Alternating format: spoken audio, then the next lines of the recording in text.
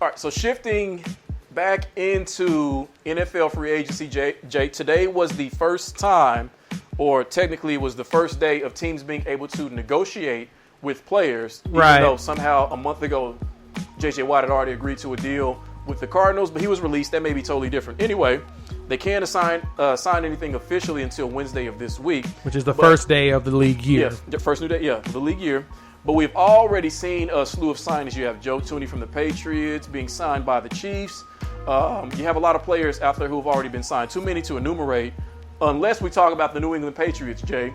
Which is the one that we should be talking about. Who, prior to free agency, said that they were going to be, and I think Belichick said this, that they were going to be aggressive in free agency. Well, he was not lying, Jay, because amongst the signings that they have had, most of which are today, include re-signing MVP quarterback Cam Newton, signing tight end Jonnu Smith out of Tennessee, 4-year, $50 million, signing linebacker and best pass rusher for the formerly of the Baltimore Ravens, Matthew Judon, cornerback Jalen Mills, good cornerback out of Philadelphia, I believe. Wide receiver Nelson Aguilar, who had a career year last year as a member of the Las Vegas Raiders, and wide receiver Kendrick Bourne of the San Francisco 49ers. So they have definitely lived up to the hype of being an aggressive team in free agency. So with all these signings, Jay, and with the players coming back who opted out last season because of COVID, do you see the Patriots reclaiming AFC East supremacy? See, that's a tough one because right now the Bills are doing it. Yes. The Bills are doing it. The Dolphins are coming. And it just they're a quarterback away from doing it. And the only thing about Tua is he's young, but at the same time, he's in the middle of the chatter when it comes to trading for Deshaun Watson. If a trade does happen, basically it's going to be the scene from draft day where the Texans are going to look at the Dolphins and say, I want all my picks back. I want my future back. And I want a player. That's going to be the fight that you're going to hear with that. And it makes sense. It makes sense for the Dolphins to make that trade. Give them their future back. Because a generational talent like Deshaun Watson does not show up very often. And the fact that he is a tenth of a point ahead of Drew Brees for the best completion percentage in NFL history is ridiculous. That tells you his talent. So that's the Dolphins you got. So you have to deal with the Dolphins. We ain't worried about the Jets.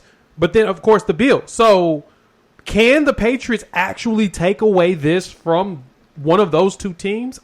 I don't see them taking it from the Bills this year, but if Cam Newton's able to come back, now he's got this contract, he's able to come back with an offseason and these new players within this system and a tight end, which is built perfectly for the way that Belichick's and Josh McDaniels' offenses is made. There's a chance that they could fight for it. This is a 10-win team. I mean, they won 7-9 last year with this roster. Most of the defense, like you said, opted out. Best players, at least, opted out. And then you were missing some of your offensive players. He had no offensive weapons. Julian Edelman missed half the season, it felt like, with injury. So, yes, they can. Will they? No. And we're talking about this season. I think that they will. I think that that's a bold prediction. I think that aggression favors success immediately for coaches who previously have not been that aggressive. Okay. I can't remember an offseason that when they had Tom Brady, that they were this aggressive. I know that they would sign players who would actually end up overperforming as a member of the Patriots. They drafted decently well, at least on defense, not so much skill position players late on offense. In the draft, yes. Yeah.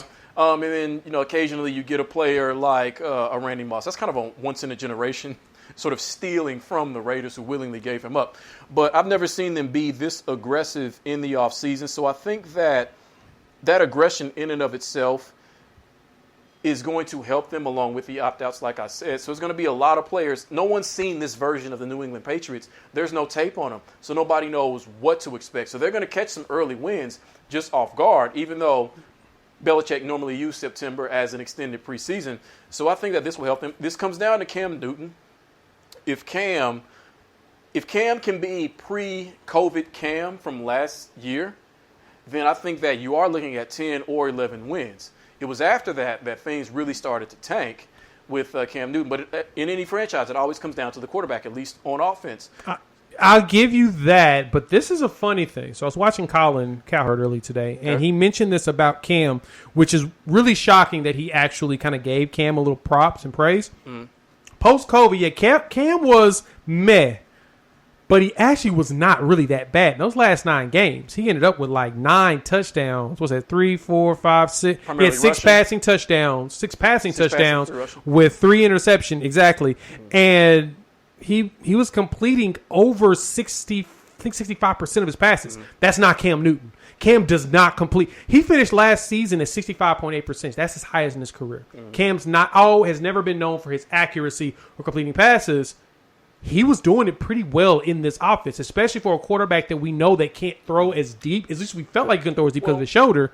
He was putting up they won 7 games.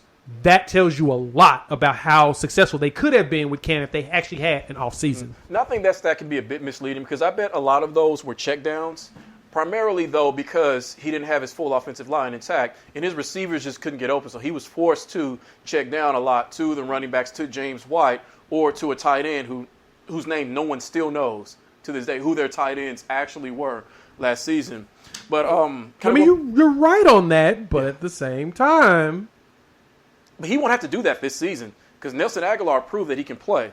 Right. Jonnu Smith can play, so he's not going to have to do that. He's got guys who can actually get the ball and turn it into something. So that's definitely going to help him as well. I'm with you on that, and I think the best part about that signing of Jonnu Smith is this basically implants them another tight end that works the best in the Belichick, Josh McDaniels offensive systems. Mm-hmm. They love tight ends. That's why they had Gronk and they had Aaron Hernandez, mm-hmm. RIP. Yep. They were built, they were the cornerstones of the offensive setup, the 2 tight end that can actually block and are fast. And like you mentioned in our group text, you're going to miss that 88 speed out of Jonnu Smith playing on Madden. Yes. And the Patriots are really going to benefit from that. He's going to be able to stretch the field similar to a Gronk. He's got the strength to catch, and he can actually block. He's underrated. He is completely underrated. He just blew up last season. And so that pickup to me is going to change. And yeah, you're right. Most of his passes probably were check downs, but who was he going to throw it deep to? Exactly. Yeah. You know what I'm saying? So if he still checks down and they win 11 games, I'm not complaining. I mean, that was the one thing we all talked about Tom Brady is that he was known for being, captain check down. Mm-hmm. But at the same time, he was still able to get it deep when needed. And if they can get him one burner, which may be Jonnu Smith, there's a chance that Cam, with an offseason, and I'm going to emphasize this, with an offseason, with his players and this system, might show us another a pre-injury Cam Newton. Okay, let me ask you this question. So these free agent signings that they've had today, I mean, this is for good money. I mean, they had $65 million in cap space. Roughly, yeah. I think a little bit more, yeah. Do you think that these players signing with this team, do you think it's more about the money for them, or is it more about them believing in the Patriot way, believing that they can win as a member of the New England Patriots? And the reason why I asked that question is because last season, what it started to look like, especially the more successful Brady became, was that Brady was the Patriot way, that without him, they cannot be successful. So there was sort of this kind of negative aura necessarily around the Patriots at the end of the season.